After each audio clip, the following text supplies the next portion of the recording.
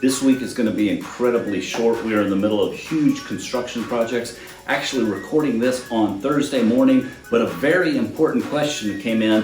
When do I talk to my kids about politics and how does that look? Wow, school just started and we are in the middle of a huge election cycle as a country. That's a big deal. Let's talk about it. This is an incredibly important question, so we're going to take a couple of weeks to look at it. And essentially, in Thessalonians, the Bible calls us to lead quiet lives. And in Matthew chapter 6, Jesus is talking about very peaceful sounding things, so to speak, and kind of staying unseen, for lack of a better word. But the book of Isaiah clearly calls us to actively seek justice. So looking at those two things and balancing them, and then understanding that we in America live in a nation that it is a great nation with unlimited potential.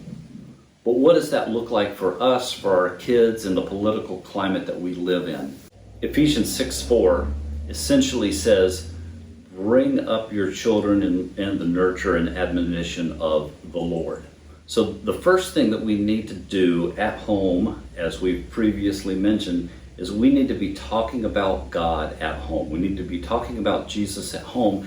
And what we need to do is reference that as Christians, we are in a kingdom, the kingdom of God, and that actually transcends, cultures. It transcends languages. It transcends nations and governmental structures that are put into place by human beings, essentially. But that doesn't negate the fact that we honor the government and the nation that we live in. So with that said, it's incredibly important for us to talk about God at home. And then I think if you live in America, teach your children how government works. Don't necessarily make it polarizing.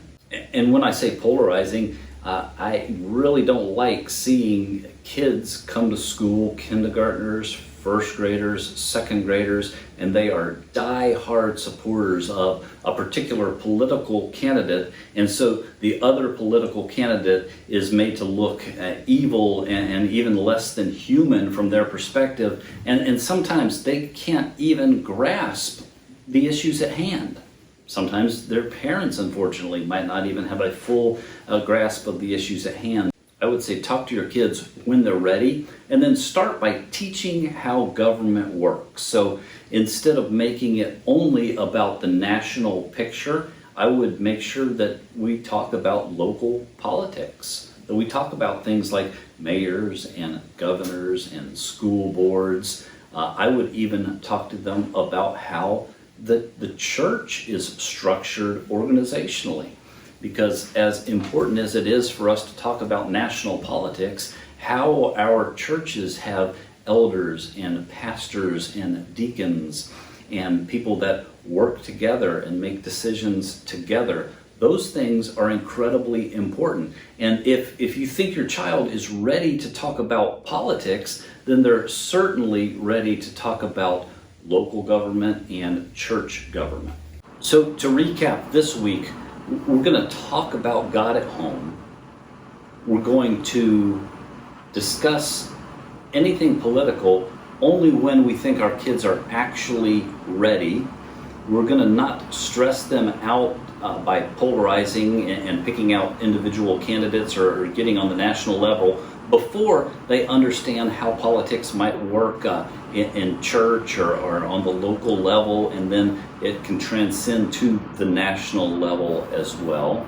And next week we'll be talking about how to do this in a way that doesn't necessarily stress our children out, and how to do it in such a way that they can make up their own mind. We'll talk about that next week. Sometimes as parents we think our job is to protect our kids from the world around them, which sometimes it seems like we're sheltering them. And while that might look like the best thing, sometimes protecting them from everything is not the best thing for them, because ultimately they have to live and influence the world that they're in? We'll pick up talking about this question again next week. Such a great question. Send in more questions if you'd like to Larry at firstpresbradenton.com. We will address them as this series continues to unfold. Thanks for watching, subscribing, sharing, liking, and all of those things.